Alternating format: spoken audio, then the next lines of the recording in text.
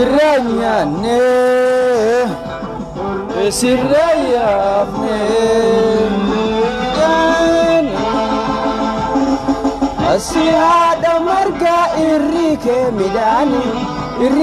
midani jallike bishani ne sirranyane hore sirrayafne asabala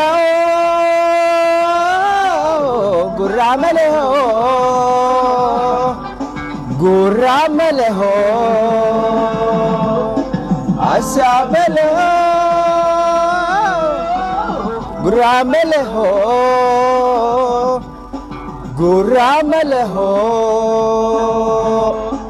karaman bagada esa Nakengal masajid jabesa Kaese nasa babaresa Kaese nasa babaresa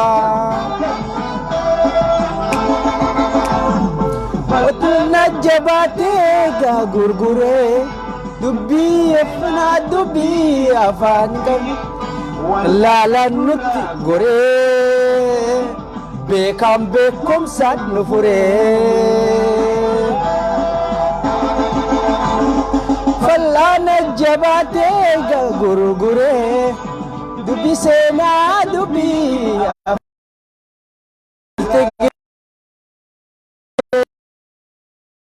Bekam bekum sad nufure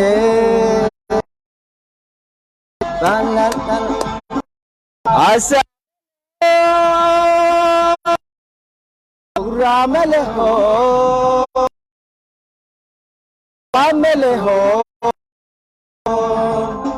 Karabale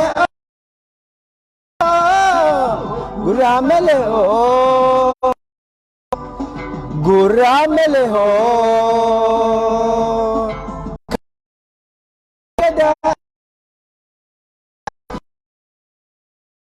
Jebesa Taese nasa babaresa Taese nasa babaresa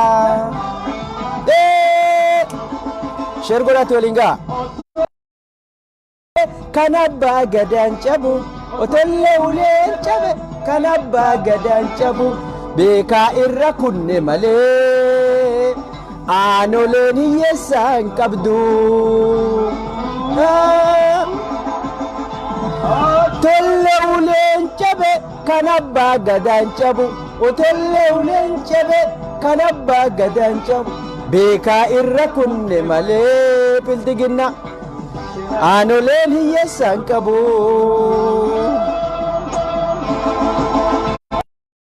Sabale Guramale Guramale ho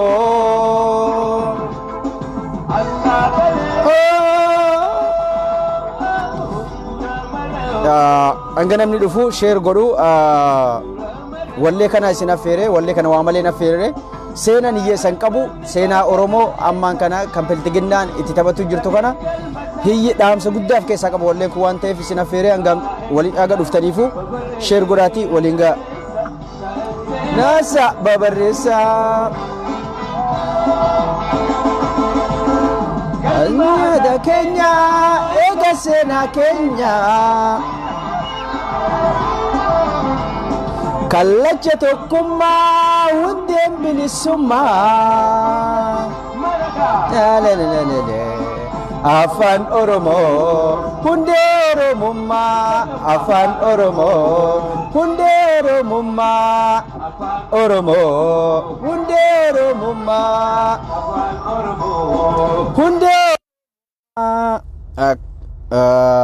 right harka fuune daawwattootaa fi hordoftoota social media kan addunyaa irra jiraatan ilmaan Oromoo qaqqaaliin salaamtan too tan onneerraa burqitee bakka jirtanitti isin haadha qabdu isiniin jedha arra dhaamsa gaggabaabaa sadaan tokko waan deemaa jiru irratti dabarfadheetini yeroo qabu isin waliin qoodamuudhaaf dhufe galatooma dhufuu keessanii fi share godhaatii mee waliin gaha akkasitti yoo namni hundi dhufe akkasi silaa haasofne bareeda ture haa ta'u garuu dhaamsa anytime video waan taa'uuf dhaggeeffachuu ni dandeessan jechuudha kanaafi Zizo baale maali kaameraan kee maal ta'e mee barreessime sagaleen ni dhagama Zizo sagaleen kee ni dhagama yoo dhagame itti fufa kaameraa kiyyaani wanti godhee jira beekte maali fi kaameraan clear miti maybe network irraa ta'uu mara is okay akkanuma itti fufa mara rakkoon qabu sagalee makiyya qofa yoo dhagame qajeelatti dhaamsi kiyya video is okay guyyuu wal daawwachaa wal mara rakkoon qabu I think bakka jiru kanarraa kaameraani yookiin ammoo boora gordo sabboontuu teenya takkitti tana qabna beeytan nuti gammoojjillee wallahi billahi haya eega dhagame sagaleen kiyya jabaadhu haala saniin siin jedha waan bareeda jirta daandii dhugaa gammoojjii guutuu keessa dubartii jabduu taatee ati dhugaa argiteetiin haala kanaanii falmachuu galatoom dubartiin akkana keessa bal'attee heddummattee nu dhufuu qabdi si galee maaliifii nuti ka barbaannu daandii dhugarratti nama daandii dhugarratti qabsoo Oromoo kana cimsu barbaanna kanaafi nuti dhugaa rabbii akkama maraaratu jedhanii kijibanii yookiin ammoo waan sobaa odeessan sana osoo hin taane nuti gammoojjii keessa wallahi dhugaa rabbii gammoojjii baaleetuun akkuma jirtutti keessaafuu madda walaaburraa haga nageellee kana jidduu kana namni keessaa bahe dhiiraa fi warri barateef kan baratinis nama hin qabnu yoo jenne wallahi ifit hin qaanfannu maaliif afaan guuttannee jechuu dandeenya warri nuti silaa biyya san keessatti guddatee dhalatee rakkoo argee uummata isaanii haala isaan keessa jiran argaa jiran afaan qabatanii pilsiginnaa jechaa waan jiraniif qeerroo biyya keessa jirtu yoo ta'in namoota madda walaabuu baalee dhalatanii biyya alaa jiran hundi isaanii akka jiranitti miseensa biltiginnaati nama alaa hin qabnu jechuu nuti bakka buunee ummata Oromoo san bakka buunee dubbachuun dirqama waan ta'eef nama barbaadanis isaanis deeggaruu danda'anii kanaafi mirga deeggaruu dhabuurraa mulquu osoo hin taane dhugaa karaa daandii dhugaa osoo arganii irraa maqanii warra ummata Oromoo seenaa balleessuudhaaf mootummaa ummata Oromoo sabboonummaa fi akkasuma Oromummaa tanaaf Oromiyaa balleessuudhaaf kaayeffatee deemu isaanirraa ija haguuggii ija maramtee karaa dhugarraa maqanii nafxanyaa warra mootummaa sirna nafxanyaa leellisu deeggaruu isaanii kanatu agartee garaa nu nyaata ajandaa kiyyarraa hin mayne dhaggeeffatootaa fi hordoftoota social media akkuma reefu salaamtan eegale galatoomaa dhufuu keessanii fi share godhaatii waliin gayaatii ajandaanan dhufee fi yeroo gabaabduu kana keessatti yeroo gabaabduudhaaf dhufe tokkoffaa aanolee waa'ee aanolee irraa dubbachuudhaaf lammaffaa walloo ilmaan Oromoo walloo tan sagalee dhabde Oromiyaa bal'oo biraa miidiyaa nu qabnuu fi akkasuma agartee ummati Oromoo aktiivistootillee jajjabeessanii waan kana irratti dubbachuu dhabuun irratti dubbachuu barbaada kan sadaffaadha hoogganoota keenyaa fi akkasuma miidiyaa OMN waan ammaan kana irratti deemaa jiru ilaalchise sadeen kanarraa xiqqoo tuttuqeetini yaadisi waliin qoodamuudhaaf dhufe galatoomaa dhufuu keessanii fi warri dhuftan walii daddabarsaatii hangasiifuu an yaada kiyyaatti fufaa jechu kan jalqabaa kan irraa kaasuu barbaadu waa'ee aanoleeti aanoleen tuni akkama biyyiin fi kaadroot isaanii taayee dandaafaan sheekkoodha jedhanii seenaa aanolee kana salphisuu yookiin ammoo diqqeessuu akka sheekkotti akka oduu yookiin hibboo wahitti ilaalanii diqqeessaniitiin ilaalanitti argaa jirraa jechuudha. Seenaan aanolee ardhaan tana warri shanyii Minilik harkarraa ciree harmarraa cire aanolee fi calanqoo haftu hambaan isaanii warra jirutu jira jechuudha. Warri seenan dhugaa irraa barraahee hayyoota Oromootii fi barreessitooti biyya alaa irraa qabatamaan seenaa dhugarratti hundaanii barreessanii lafa kaamii lafa jirutu jira jechuudha. arraan tana nuti beektaa uummanni Oromoo kun waa irraanfatu heddummaata malee yoo bal'isnee laalle Abiyyi eega aangorra dhufe seenaa aanolee balleessuuf sabboonummaa Oromoo balleessuuf Oromiyaa balleessuudhaaf jalqabumarraa kaasee waan kana itti kaayeffatee ittiin deemaa ture jechuudha.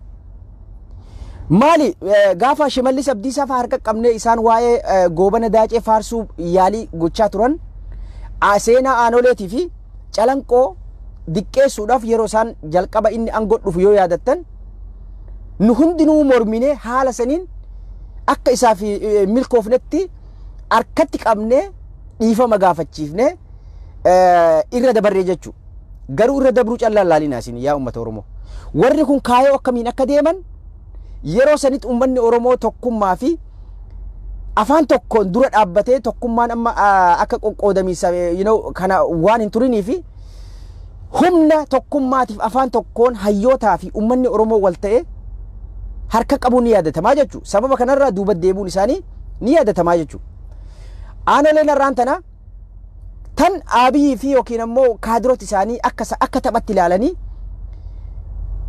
itti taphata itti qoosaa fakkeessaniitiin seenaa uummanni Oromoo harki muramee harmi ciramee bakka takkatti miiliyoona meeqaan owwaalanii calii calanqoo seenaa isaanii keessatti yoo dhageettan yookiin akka waliin barannetti dhiigi calii calanqoo kan owwaalcha gootota yookiin ammoo ilmaan Oromoo kan nafxanyaan akkasitti bakka tokkotti cafacafee yookiin ammoo bakka tokkotti owwaale dhiigi sun lola'ee galaana diimessee jechuudha.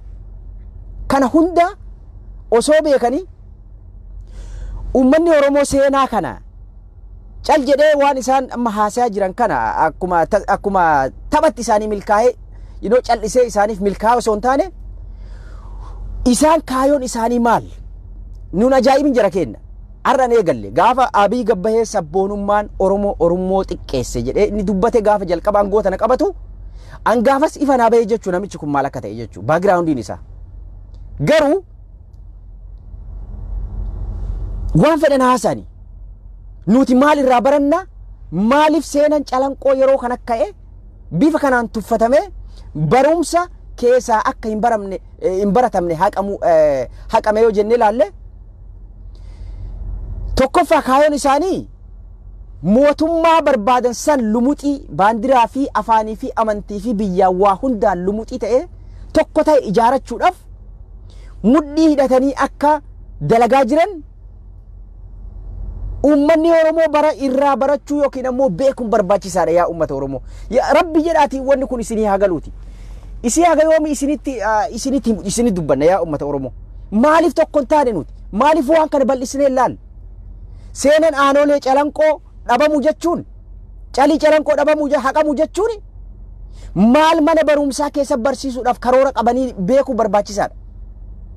Sirna nafxanyaa kana akkuma isaan hawulti yookiin ammoo ekeraa Halloweenii fakkaattu istoora Halloweenii akka istoora Halloweeniitti istoora Halloweenii kan masaraa mootummaa osoo hin taane galma Halloweeniitti ekeraa guurate akka ekeraa ol guurachaa jiru kanatti mana barumsatti Oromiyaa keessatti gabbu'ee akkuma ekeraaf bira guuresan barumsa keessatti illee bifa barumsatiin nu barsiisuun ilmaan teenya barsiisuudhaaf akka qophaa'aa jiru maaliif hin yaanne nuti? Namichi kun kakaayeffatee ittiin deemaa jiru gaafuma jalqaba ekeraa Halloweenii maaksii Halloweenii fakkaattu gosti awwaalcha keessaa qotee akkuma agartee mooraa sanii galfatetti barumsa idilee kan Itoophiyaa keessa jiru seenaa inni itti amanu gaariidha jedhee nugusoota isaa barsiisuudhaaf seenaa haqaa dhabamsiisee seenaa kijibaa bakka buusuu akka barbaadu kun nuuf ifa galaadha jechuudha. Beekuun barbaachisaadha. Nuti mootummaa kanarraa maal eegganna? Mootummaa kanarraa abdachuu abdii maaliif hin muranne? Uummanni Oromoo tokko ta'ee duramaan dhaabbanne yeroo inni seenaa uummata Oromoo akka taphatti yookaan ammoo akka sheekoo jedhee sheekoodhaa jechaa jiranii taa'ee danda'aafaa waan isaan isinitti himaa jiran sheekoodha. Seenan akka seena barraa'amuu qaba. sheekkoon akka sheekkooti jedhe. Sheekkoo jechuun maalidha? Aanoleen sheekkoodha, calanqoon sheekkoodha. Garuu kan Minilik kan nugusa isaanii seenaadhaan barraa fi ekeraa isaanii gosti ingalfatanii akkasuma seenaa fakkeessanii seenaa gaarii fakkeessanii Oromiyaa keessatti barsiisuudhaaf wal bira waan hin deemneef ka Oromoo ka dhugaa kana haqanii ka isaanii kan nugusoota isaanii uummata kana ittiin afaan faajjessu sabboonummaa Oromoo balleessuuf biyya Oromiyaa jettu balleessuudhaaf kaayeffatanii ittiin deemaa jiranii jechuu bakka buusuudhaaf jechuu. Bakka buusanii dhala dhufuu fi dhala kana yoo dadhabanis hidhaadhaaf gidiraan biyyaa baasanii dadhabsiisanii dhala dhufuu ammoo akka seenaa gaariitti barsiisuudhaaf haala mijjeeffachaa akka jiran nu galuu qaba yaa ilmaan Oromoo. Yaa Oromoo waan kanarra tokko ta'aati dubbadha. Gadi bahaati dubbadha. Wanni seenaa calanqootii fi seenaa aanolee gahuun jiru jechuu. Kana balleessu jechuun uummata Oromoo guutuu balleessuudha. Oromiyaa balleessuudha. Shakkii takka illee jirtu jechuudha. Akka Oromiyaa balleessuudhaaf, Oromummaa sabboonummaa balleessuudhaaf, Itoophiyaa takkitti san ijaaruudhaaf dhibbaa dhibbatti wanni nuti shakkinu hin jiru jechuu warri kun akka deebisuudhaaf deemaa jiran jechuu kiyya. Kana beeynee falmuu qabnaa. Kana beeynee jala murree underline goonee mootummaan kun nafxanyaa mootummoota dabran caalaa irra bada akka ta'e hubanne tokkummaadhaan maaltu nu baasa ka jedhu irratti mari'anne tokkummaadhaan dura dhaabbachuun barbaachisaadha. Uummanni Oromoo hidhachuu qaba. Uummata Oromoo waliin raranii poolisiin afaan Oromoo dubbattu argaa jirtan jechuudha. Waan akka isaan walitti qabaniitiin qeerroo dhaanaa torchi godhaa reebaa jaawar balaaleffanna jedhaadhaa. Kaafaa'oo balaaleffanna jedhaa, aabaa'oo balaaleffanna jedhaa jechuudhaan uummata Oromoo kana afaan faajjessuudhaaf haalli isaan itti deemaa jiran kun uummata Oromootiif ifa ta'uu qaba, beekuu qabna. Wanni nuti irraa kajeellu hin jirtu jechuudha mootummaa kana. Mootummaan kun akka diina caale, akka TPLF caale, akka Haile Sillaasee Dargii fi kan fakkaatan kan seenaa keessa baranne akka caalaa jiru nu agarsiisaa jira jechuudha. Dirree dimokiraasii bal'ifne jecha dirreen dimokiraasii kan bal'ise hin jiru hin dhiphise malee. Dirree dimokiraasii bal'ifne afaaniin jecha miseensa dhaabbolee Oromoo qabdu hidhaa doorsisaa torchi godhaa dhaanaa qeerroo nagayaa jaawar deeggatti kaafaa'oo deeggatti jechuudhaan aabaa'oo deeggatti jechuudhaan gochaa suukanneessaa hagana jedhamne deemaa jira jechuudha. Waan nu agarre caalaa waan nu argin ka interneetii sababa interneetaa fi waan adda addaa irraa muruudhaan kan nuti hin argin kana caala jechuudha. Kan nuti amma kaleessaa fi dheengadda argaa jiru kana caala gochaa suukanneessaa badatti deemaa jira jechuudha. Kana hubannee maal godhuu qabna nuti ilmaan Oromoo? Tokko ta'uu qabna. Seenaa aanolee ka isaan akka taphatti akka ijoollee xixiqqootti ittiin taphachaa jiran kana qishnaa godhaniitiin seenaa kana sheekkootti gadi buusanii seenaa warra harka nama muree fi harma nama muree ittiin barsiisuudhaaf bakka buusuudhaaf akka hojjechaa jiran gadi fageenyaan beekuun barbaachisaadha. Warri kun mootummaan Abiyyi mootummaa nama nyaataa, mootummaa dikteetara, mootummaa takkaa seenaa keessa barannee dhageenyee ka Itoophiyaa bulchaa ture ka dhageenye caalu dikteetarummaadhaan namichi kun bolola aangoo irraa kan ka'e waan qabu hunda itti fayyadamuu fi qophiidha jechuudha. Nuti wanni nu barbaachisu maalidha? Wal hidhachiisuudha. Daset wanni biraa kan nuti godhuu dandeenyu chiifnee naannoo jirtu keessatti wal dammaqsan telefoonatiin waan adda addaatiin namoota hunda akka hidhachiifnu irratti wal kakaasutu barbaachisaadha jechuudha. Opshinii biraa hin qabnu nuti. Seenaa aanolee kana xumuruudhaaf aanoleen akka isaan taphatti gadi buusanii yookiin calanqoon ittiin taphachaa jiran kana osoo hin taane akka isaaniif hin milkoofne daranuu sabboonummaa Oromootiif qabsoo Oromoo kanarratti gaaza dabaleetiin balbalcha malee uummata Oromootiif qeerroo fi qarree Oromiyaa akka duubatti hin deebifne kaadiree bilchiginnaatii fi ashaagiree mataan isaa beekuu qabaa jechuu ifitti himuu qaba mataa isaatti. kuni shakkii takka malee qabsoo teenya nuu jabeessa malee duubatti nun deebisu jechuudha. Haga feetee dhabamsiis keessa haqi onnee teenya keessa jira. Barumsa kitaabarraa yoo fete walitti qabi gubi onnee sabboontota Oromoo onnee ilmaan Oromoo miliyoona 60 keessa jira jechuudha. Seenaa calii fi calanqoo seenaa aanolee gubdeef dhabamsiifteef barachuu dhoorgiteef siifillee milkaa'u hin badullee baduufillee taa'u jechuudha. Maaliifi uummata Oromoo keessa jira hayyoota Oromoo kan seera kana barreessan ka already qophaa'ee lafa jiru kan barreessuudhaaf deeman kana keessa jira onnee isaanii takka takkaan keessa jira jechuudha. Duraanillee waggaa 100 waggaa 100 waggaa meeqaagaa isaan yakkasan raawwatanii as kitaaba barraa'ee laayibireerii keessa taa'ee nuungaan osoo hin taane onnee isaanii keessa turanii onnee warra hambaa gootawwan wareegaman sanirraa hafanirraa hayyoonni Oromoo seenessaan warri seenaa barreessan nuu katabanii asiin nuu gayan waan ta'eef nulleen dhala dhufuudhaaf caalchisuudhaaf yookaan bilisummaa goonfannee dhabamnee kan hafe bilisummaa goonfatee seenaa qajeelatti barreessee akka addunyaalleef ifa ta'utti lafa kaaya yoo kanan ta'in biyyi sun diigamtee tokko tokkoon onnee keenya keessatti yoomillee jiraachaa deemaa jechuudha. Ilmaan dhalleetti guddifne barsiifne akka isaan dhala dhufuuf dabarsan goonaa jechuudha. Kun nu jabeessa yoo duraan seenaa qorachuu irra dadhabina qabaanne seenaa qorachuudhaaf nu dadammaysaa jechuudha. Akkuma torbaan kan argitan seenaa aanolee bakka adda addaatii qotanii hayyoonni Oromoo miidiyaa sooshaal miidiyaa kanarratti akka isaan seenaa qabatamaan kan barraa'ee fi bifa audiyootiin kan qophaa'es akkuma waliin argaa jirru kana qootnee kan ummanni hayyoonni Oromoo barreessanii fi kan addunyaan barreessitellee akka inumaa daran qonneetini baasnee kan hin beeynellee daranuu mataa banee baratu nu taasisaa jechuudha. Garuu wanni beekuu qabdan ilmaan Oromoo Abiyyi fi Ashaagireen kaadireen isaanii ajandaa nuu baasanii ajandaan kun yoomillee milkaa'uuf haasahaniif xurumbaa bananiif haquullee dandeen hin milkaa'uufillee kun jala murree beekuu qabna jechuudha. Garuu waan isaan barbaadan maal?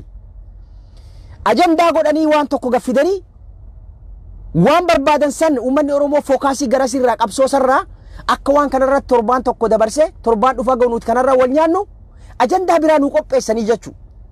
Kana beekuu qabna nuti. Ilmaan Oromoo beekuu qabna. Waan isaan fidan balaaleffannee bira dabarree maal nu barbaachisa? Eessa jirra? Maal godhutti nurraa barbaachisa kan jedhu fookas godhuu qabna. Ajandaa isaan nuu fidanii interneetarra nuu darban irratti wal fidnee asirraa olola oofuu osoo hin taane kana akka milkoofneef beeynee balaaleffannee bira dabarree waan nu barbaachisu san irratti xiyyeeffachuun barbaachisaa ka jedhu dhaamsa dabarsa. Gaggabaasetiin dubbadha irraan tana lammaffaadha ajandaan lammaffaadha walloodha tan dhaabbolee Oromoo boodan goolama jechuudha. Wallo ilmaan Wallo ilmaan Raayyaa ilmaan Warqituu qabsoo Oromoo keessattii fi qabsoo akkuma seenan baranne waggaa 400 dura nafxanyaa waan irra raawwate ilmaan Walloo tana yaa ilmaan Oromoo ni beeyna jechuudha. Ilmaan Walloodha karaa amantiitiin gabroomanii Oromummaa isaaniitiin gabroomanii shanyii duguggaa irra raawwatanii rabbumaaf jecha ardhaan tanas ga'anii jechuudha. Arrallee sababa isaan uummata Oromoo irraa xiqqoo daangaa gara Amaaratti dhiyaatanii waan qubataniif sababa wal qunnamtii dhoorguudhaan Walloo kana sababa Oromummaa isiin qabduun Oromoo irraa kan ka'e hacuucanii hanga ammatti dhiibbaa gabrummaa badduu jala jirti jechuudha. Asoo silaa gootummaan qabaatini asoo silaa hidhatanii qawwee qabaatini ardhaan tana Walloon hin jirtuu jechuudha.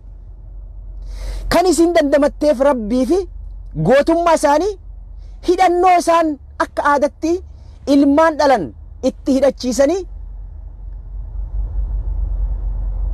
nageenya isaanii ittiin tikfachaa turaniif ardhaan tan as ga'anii jechuudha. Oromoo Walloo tana dhiibbaa haganan jedhamnet irra jira. Isaanii nafxanyaan akkasi gabroomsee sababa Oromummaatiif sababa amantiitiin seenaa keessatti ni beeyna gaggabaabsee dubbadha. Keessa deemuun hin barbaachisu hin beeyta waan ta'eef sababa gabroomsuun ni yaadatamaa jechuu ilmaan nafxanyaatiin gabroomfamanii hanga ammata akka keessa jiraatan beekamaadha jechuu. Uummanni Oromoo bal'aan naannoo kutaa 11 keessa jiraatan yeroo walloon gabroomtee gabrummaa durii yeroo dheertuu seenaa keessatti beeynu san dhiis inumaa'u kan waggaa 5 kana qofti isaan gabrooman miidham isaan miidhaman qofti gahaadha jechuu. Waggaa 4 akkuma argaa jirru takka uummata qotatee oobruu qotateetiin ittiin ilmaan isaanii waan ittiin guddifatan hin qabne waggaa 4 guutuu uummata oomisha dhaabe. Uummata nafsee isaanii tiksuudhaaf halkanii fi guyyaa ala bulu kaan ka du'e awwaalacha ka jiru tikfachaa akkasitti alaggalanii waggaa 4 guutuu uummata ala jiraatu jechuu. Uummanni Oromoo kutaa 11 akkasumas hayyoonni Oromoodha miidiyaaleen Oromoodha kanuu qabna jennee abdannu maaliif waan kanarratti uummata kanaaf sagalee hin taane nuti. Sagalee ta'uufiin barbaachisaadha yeroo kana faa keessattuu. Yeroo nafxanyaan mootummaan Abiyyi ilmaan nafxanyaa kan yakka raawwatan kan fonqolcha mootummaa irratti raawwatan bilisaan gadhiise ilmaan Oromoo gootowwan qeerroo walloo sababa Oromummaa isiitiif hidhaman hanga ammatti mana hidhaa keessatti hambiseef maaliidha? Deeggarsa sagalee nama ta'uuf hin qabnu akka seeratti mootummaa naannoo Amaaraa jala jiraatan mootummaa taatu mootummaa hin qabnu nuti gaakaa isaaniif dubbatu. Uummanni Oromoo maaliif usa? Akkuma naannoon biraa yeroo rakkoo keessa seentu sagalee ta'anuufitti uummata walloo kanaa sagalee ta'uufiin barbaachisaadha jechuudha. Warri qeerroon 40 sun kan hidhaa keessatti hafanii ilmaan nafxanyaa kana ajjeesan kan criminal ta'an warra gartee yakkamtoota bilisaan gadhiisanii sababi isaan warri qeerroon 40 walloodhaa sun mana hidhaa keessatti hafaniif sababa Oromoo ta'anii Oromummaa isaanii qofaaf hidhamaniif keessa hafuu danda'amanii jechuudha. Kana beeknee maaliif nuti hin falmanneefi? Sheer godhaati mee waliin galata guddaa qabdanii. Maaliif cinaa hin dhaabbanne rakkoo silaa nuti hin goomtu Wallagga Gujii Boorana keessas haaluma saniin deemaa jirti jechuudha. Oromiyaa guutuu waliin gahuudhaaf suutan deemaa jirti argaa jirra waan ta'eef kunillee kun waan hafuum jechuudha. Kanaafi callisuun nun baasu bakka waliin dhufne hundatti qeerroo fi qarreen falmachuu danda'uu qabdi. Walloodhaaf sagalee ta'uu qaban. Wallaggaaf sagalee ta'uun barbaachisaadha. Gujii Booranaaf sagalee ta'uun barbaachisaadha. Irratti xiyyeeffannee dalaguun dirqamaa jechuudha. Walloon ni miidhaman. Alagaanis gabroomanii umma Oromoo birallee gargaarsa dhaban jechuudha. Tumsan qaban dhugaa rabbii dubbachuudhaaf dhugaa walitti himna. Hay maal abbaa Oromummaa isaaniitiif tolchi ta'aa jiraniimi? Oromummaa isaaniitiif qabeenya isaanii balleessaa jiraniimi? Oromummaa isaaniitiif du'aa jiranii bar. Maaliif tumsan taaneef duuba nuti? Sagalee maaliif hin taaneef uummata kanaaf? Yeroo isaan rakkatan bira dhaabbachuun dirqama. Yeroo isaan hidhaman sagalee ta'uufin dirqama. Miidiyaan waan isaan keessa oolanii bulan uummata Oromoo bal'aa biraan gayu Saaliyaa isaa miidiyaa kamantirii isin qopheessitu waan garaa nama nyaatu jechuudha. Engadda ka arguun dhabdanii. Uummata waggaa 4 guutuu qonna dhaabee waan isaan jiraataniin jireenyi isaanii qonna irratti hundaa'e. Waggaa 4 guutuu qonna dhaabe. Lubbuu isaanii tikfachuudhaaf ala bahanii warra dhala dhaabne jedhe jaarsi tokko nama guddaadha. Sababa nageenya keenyatiif shanyiin teenyaa hojii diqqaachaa deemu jirti jedhe. Maaliif waggaa 4 guutuu maatii isaaniitiif haadha mana isaatiif inni wali quban qabdu jechuudha. Alarraa baheetiin nafxanyaa irraa ittisaa jira waan ta'eef. Uummata kun beelan dhumaa jiru harkatti kun alagaan fixaa jiru guyyarra owwaalachaa har'a boruni kaana borni jiraanna maal ilmaan kana kennina jechaa jiraatu. Maaliif sagaleen taaneef nuti? Uummata kana bira dhaabbachuun dirqamaa sagalee ta'uufii qabnaa. Walloo diinagdee fi maallaqaa fi sagalee bira dhaabbachuun dirqama. Walloo, Wallagga, Gujii fi Boorana. Wanni nafxanyaana shaagireen naannolee kanarra raawwachuu jiru uummata Wallootiif uummata Wallaggaa Gujii Boorana raawwachuu jiru boru Arsii ni dhaqqaba, Harargee ni dhaqqaba. Harargeen already keessa jirti sinu. Harargeeni torchi taa jirti. Reebamaa jirti. Argaa jirta waan ta'eef kun agartee waa wal dhoysanii miti. Already itti darbee jira. Baalee akkas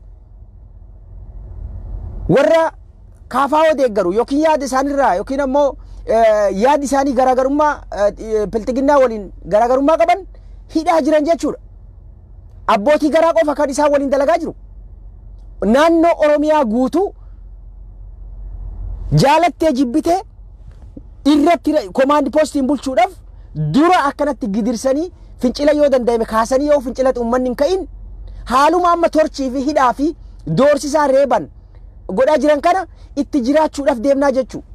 Rakkoo dhufuu jirtu ofirraa deebisuudhaaf nuti ilmaan Oromoo waliif sagalee taanee yoo fakkeenyaaf Wallaggaa fi Gujii fi Walloo kanaa fi dhaabbannee halkanii fi guyyaa keessaa fi alaa taanee mootummaa kana lubbuu qabne maybe rakkoon dhufuu silaa teessu sagantaan isaan karoorri isaan uummata Oromoo kana sanyii duguuggaa irra raawwachuudhaaf qaban salphachuu mala ka jedhu yaadaa jechuu. Kana gochuudhaaf nuti falmachuu danda'uu qabnaa jechuu. Isin galaa waan isin jedhu. Wal bira dhaabbachuu qabna. Wal malee nama takka hin qabnu. Mootummaan hin jiru. Sabab sablammooti biyya sanii guutuun uummata Oromoo fi Oromiyaa irratti xiyyeeffate balleessuudhaaf kan afaan hin dubbatinis qophaa'ee eeggataa jira jechuu. Kan amma sanyii duguuggaa fi sabboonummaa Oromootiif Oromiyaa balleessuudhaaf karoorfate ifaan ifatti karaa miidiyaatii fi waan adda addaatiin irratti dalagaa jiru humna qabutti fayyadamee mootummaan qabeenya qabutti fayyadamee kan dalagaa jiru nafxanyaa fi ashaagiree kaadiree isaanii jechuu warra garaaf bulu jechuu. Kanaaf falmatuu qofaatu nu baasa nuti. Uummata Walloo kana cinaa dhaabbadhaa aktiivistootaa fi hayyoonni Oromoo miidiyaaleen nu qabnu hundinuu warra uummata Walloo kanaaf sagalee ta'uun qeerroo 40 nafxanyaan harka dhiigaa biraa baasanii sababa Oromummaa isiitiif qeerroo keessa tafte hidhaa keessa tafte akka isaan gadi lakkisaniif dalaguun barbaachisaadha. Sagalee ta'uufin barbaachisaadha kan jedhu dhaamsa dabarsaa. Yeroo nuti kan dur caalaa tokko ta'uu qabnu sagalee waliif ta'uu qabnu amma yeroon isaatii jechuudha. Kanaaf yaa uummata Oromoo uummata Walloo kanaaf sagalee haa taanu bira haa dhaabbannu rakkoo bakka isaan qabanitti rakkoo diinagdee silaa shakkii malee qabanii rakkoo wal baasuu irratti sagalee walii ta'uu irratti tokko taanee harka wal qabannee nafxanyaa namichi agartee nafxanyaa ta'ee seenaa Oromoo balleessuudhaaf Oromiyaa balleessuudhaaf Oromummaa fi sabboonummaa uummata Oromoo irratti xiyyeeffatee dalagaa jiru kana akkuma TPLF isanitti dhabamsiisuudhaaf biyyallee qabaatee ittiin galu akka inni boolla qotatu boolla inni qotachaa jiru kana gadi fageessinee owwaaluudhaaf tokko taanee dalaguun nu barbaachisaadha. Hidhachuu qabna bakka jirru namni waan itti dhufe ofirraa deebisuu hin dandeenye namaa miti jechuudha. Lubbuu tantee namni tokko si ajjeesuudhaaf yoo si dhufe ofirraa deebisuu danda'uu qabda jechuudha. Ofirraa deebisuudhaaf harka duwwaa osoo hin taane qawwee hidhannoo nu barbaachisaa jechuudha. Kanaaf tan Wallootis asumaan dhaamadhee uummata Oromoo akka Walloof sagalee ta'uu isiniin jedha. Kan dhumaa jechuudha. Kan dhumaa maaliidha? Dhaabbolee Oromooti. Ifi miidiyaa Oromooti. Akkuma argaa jirru dhaabboleen Oromoo kan kana hundaaf akka ashaagireen nu tuffatee nafxanyaa waliin sabboonummaa Oromoo balleessuuf seenaa Oromoo balleessuuf kan carraa guddaa laateef hayyoota Oromoo hoogganoota Oromoo dhaabbolee Oromooti jechuudha. Kan ofitti himuu danda'uu qabna. Kuni waan agartee nuti harka walirra qaqqabnuu miti. Ardaan tana soosaan akkuma dhaabbolee Amaaraa sanitti jabaatanii haala yeroo irratti hundaa'anii yeroo mootummaa waan uummata Oromoo miidhuun gadi dhufe ibsatti baasuudhaan akeekkachiisa cimaa asoo kan godhaa turan taate ardaan tana ashaagireen akkanatti mataa ol qabate qoma dhiibbatee uummata Oromoo balleessuudhaaf seenaa Oromoo balleessuudhaaf afaan guuttatee hin dubbatu jechuu. Kana hundaaf kan nu saaxile hayyoota Oromoo jaalattanis jibbitanis aroon keer dhaabbolee Oromoo hoogganoota Oromooti jechuu. Yaa hayyoota Oromoo yaa dhaabbolee Oromoo isin jaalanna isin kabajna jechuudha. Abdiin keenya ka fuulduraatilleen isin jenneeti amannaa jechuu. isin haala yeroo irratti hundooftanii rakkoo fi gidiraa fi cinqaa ummanni Oromoo keessa jiru kana irraa baasuudhaaf karaa akeekkachiisatiin karaa ibsaatiin waan danda'amu hundaan ummata kana cinaa yoo ka hin dhaabbanne taate isinilleen isiniif ashaagireelleen biyya san keessa dhabamuudhaaf ashaagiree dabalamuudhaaf qophaawaa isiniin jedha. Maaliif wanni isin adda godhu yoo isin akkuma sabboonummaa qabdanii dhaadachaa jirtan kanaan mootummaa kanarratti ibsa gootanii dhiibbaa irratti kan gootan yoo ta'e ummata Oromoo yoomillee deeggarsaa fi waan hunda agartee irraan dhabdanii jechuudha. Arra ammoo isin caal jettanii ashaagireen kaadireen qabuu fi humna qabu kanaan akka barbaade ummata Oromoo akka ta'u yoo ustanii kan laaltan taate ashaagiree dabalamuun keessan yeroon isaanii gabaabduudha jechuudha. Wanni deemaa jiru dhaabboleen hooggansa tokko jalatti walitti dhufuudhaaf mariirra akka jirtan quba qabnaa jechuudha. Isin wal kadhachuu isin hin barbaachisu. Tokkummaa ummata Oromootiif ummata Oromoo rakkoo nu saaxilamneef kana jalaa baraaruudhaaf wanni isin asii fi achi wal kadhachaa ooltaniif hin jirtu jechuudha. Dirqama keessan angoo yoo taate gaafa bilisoomne hunda addaan qoodamtan waan ta'eef itti geessan waan ta'eef angoo fi asii achii maalii wal qocoloo osoo hin taane dirqama walitti dhuftanii akkuma amma dalagaa jirtan kanaan hooggansa tokkoon ka barbaade nama barbaadan dura kaachuu mirga qabdanii jechuudha.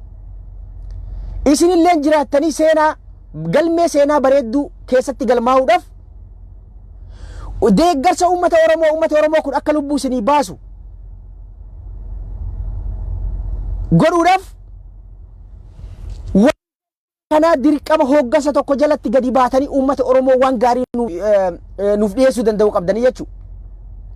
Too slow hedduu slow hidhasin namicha kana sodaarraa qabdanii maal isin kunoo miseensa keessan isin jalaa hidhaa jiran oofisa keessan daaraa godhaa jiran wali qabaniitiin uleedhaan dhaadanii balaaleffadhaa jechaa jiran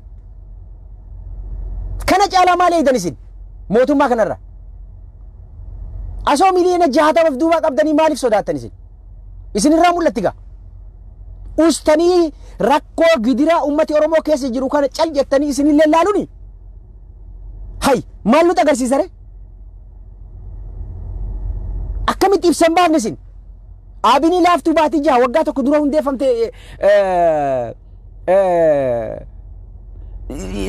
sangawuu dadhabdanii abiniitu isin caale yeroo dhaabni takka takaleessa waggaa tokko dura hundeeffamte mirga saba isaanii kabachisiifte ufillee kabajamtee jiraachuu jirtu yeroo kana keessatti isin dhaabbolee waggaa meeqaatama ummata Oromooti qabsooftan hayyoota meeqaatama jaalatamaa fi kabajamaa of keessaa qabdan ummata Oromoo kasanii duu kana kasaniif du'aa jiru kan agartee qabsoo bakka kanaan ga'e isinillee biyya alaati isin galchi akkamitti rakkoo isaan keessa jiran kana kan nu caalaa argaa jiru isin waan ta'eef ummata dhumaa jiru kareebamaa jiru kan hidhamaa jiru isin gura isinirra kaanii kan deemne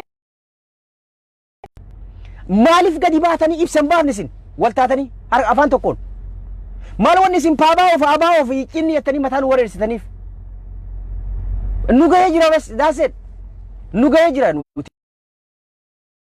hunda akka horii abbaa hin qabnetti dhumuu hin qabu jechuudha. Ardhaan tana rakkoo kana hunda kan nu saaxilee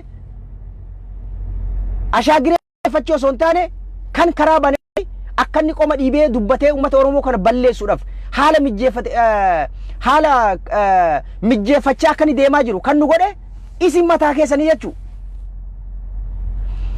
Yeroo isiniin kennu amma booda uummati Oromoo obsa fixatee jira. Gaafa obsa fixatee gochaa shuukanneessaa ashaagireen irra raawwachaa jiru kana obsa fixate isin irratti aara bahuun isaanii nafuu jechuudha. Isinillee waliin isin xaragee isin dabarsaa jechuudha. Maarree isin uummataaf qabsoofne jechaa wanni isin yoo uummata kana biran dhaabban yoo miidhama uummata kana argitaniitiin ibsa baaftaniitiin mootummaa kana kan hin akeekkachiifne taate ummataaf qabsoo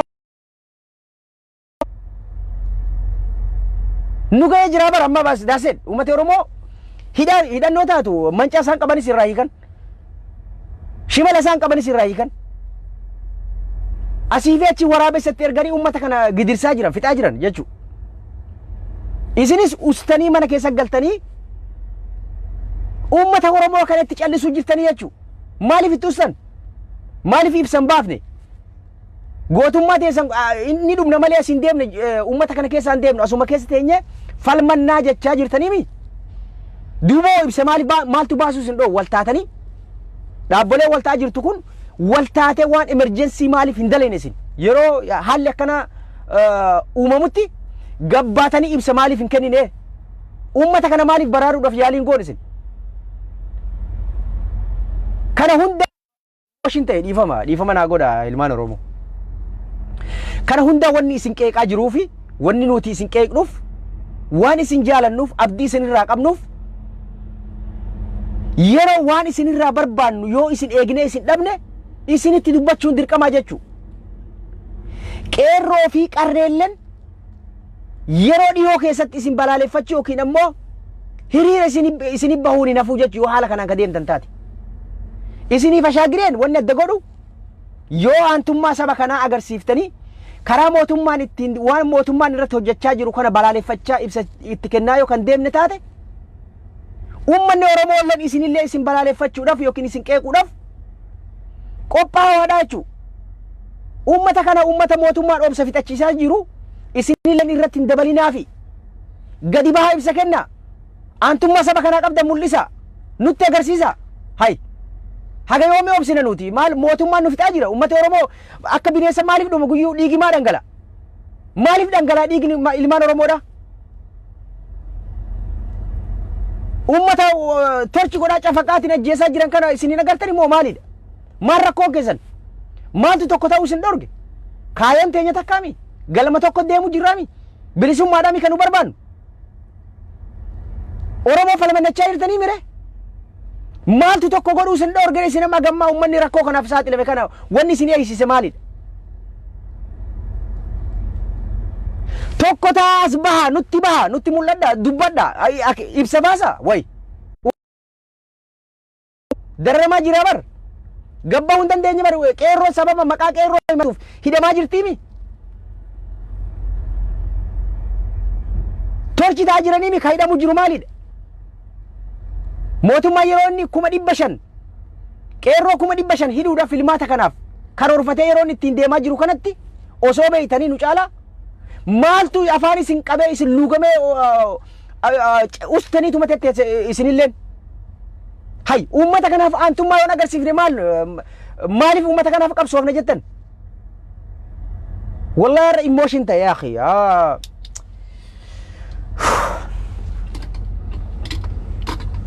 Dhiifama naa godha ilmaan Oromoo. Hedduu nu aarse wallahi ni gubanne bar maaliifi?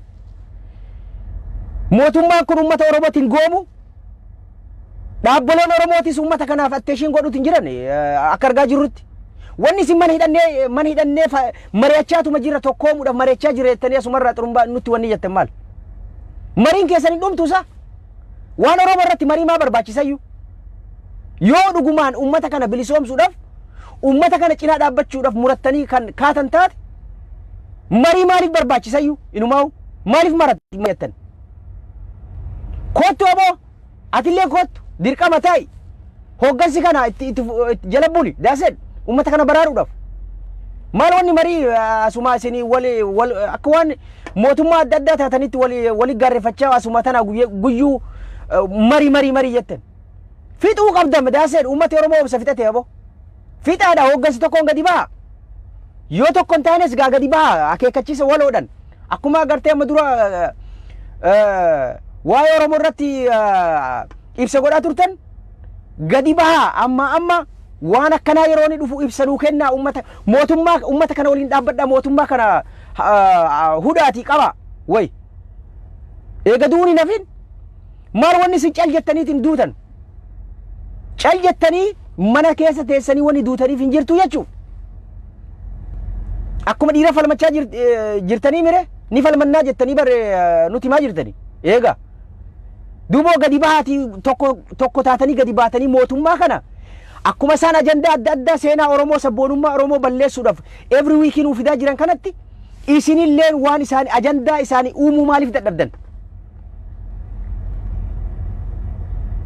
OMN istaatu miidiyaa takkittiin qabnu arra kunoo akeekachiisa jalqabaatti erganii jiran jechuu akkuma waliin agarre jechuu dhabamsiisuudhaaf qilleensarraa ugguruudhaaf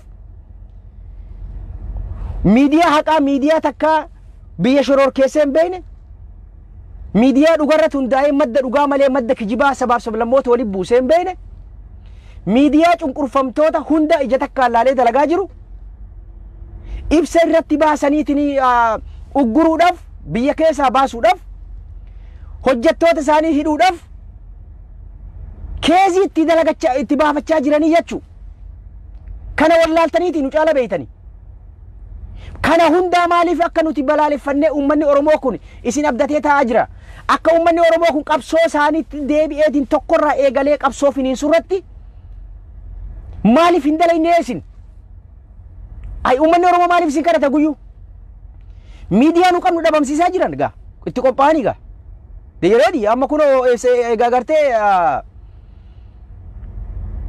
akeekkachiisa yookiin warningii itti ergan boru waan dhufuu taa'u tilmaamuun isin dhibu jechuu akkasuma hayyoota Oromootiif dhaabbolee Oromoo keezii itti barbaadanii kijibaan mana murtii dhaabanii lafarra filmaata kana lafarra oofanii akka isaan itti hirmaanneef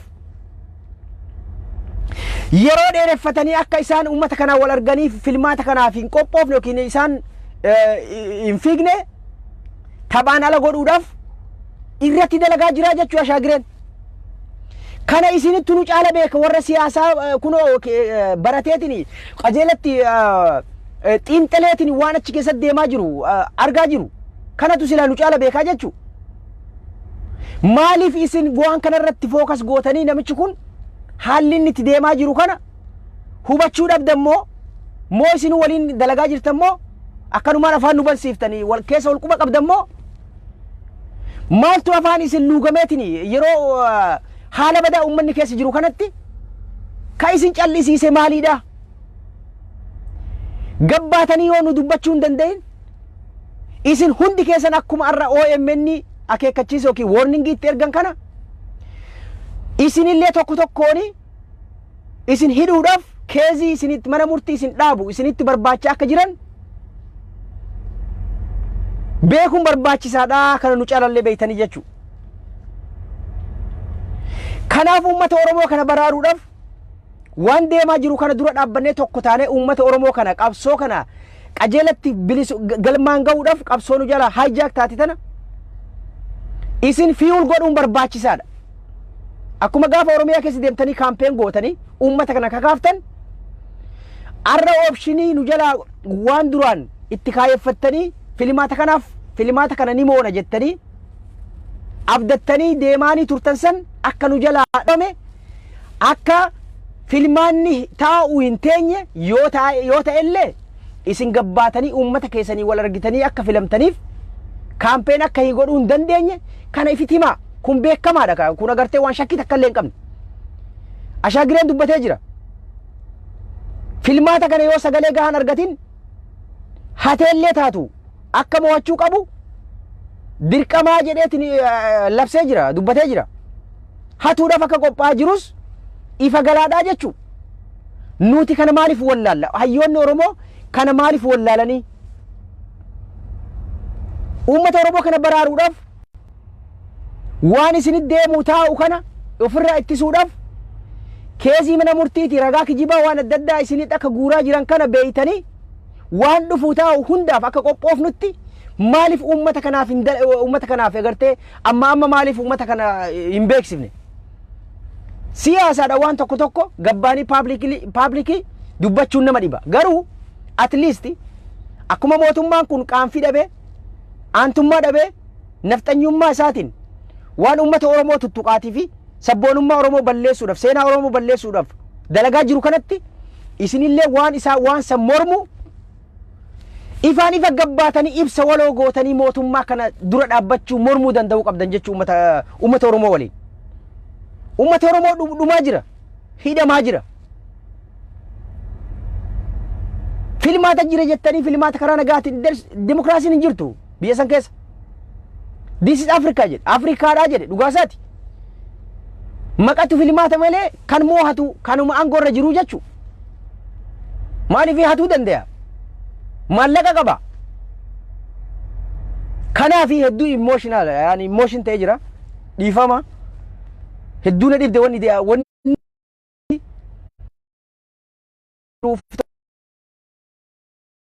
hoggasa cimaaf keessa hoggasa cimaa barbaadanitti uummata Oromoo cimee cimaa dhabuusaa hedduu waan nama gaddisiisu jechuudha.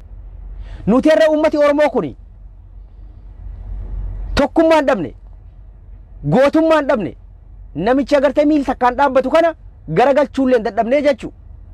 Garuu hayyoota hoogganaa dhabne. Dhaabboleen Oromoo yeroo uummati Oromoo tokko ta'utti 10 taatee deemti. Akka waan aangoo qabdutti waan rakkoo isaan jidduu jiru we don't know. Hin beeknu. Maaluma si waggaa tokko waggaa lama guutuu walii galle gaaddisa maarree jedhan. Wanni isaa wal dhaban maaltu animi waan dhuunfatiif jiramu waan dhuunfatiif qabsa.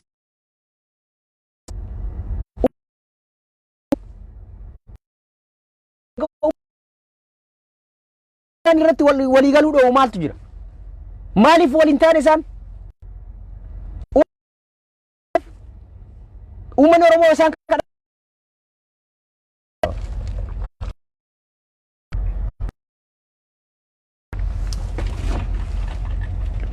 Uummanni Oromoo isaan kadhachuu qabaa.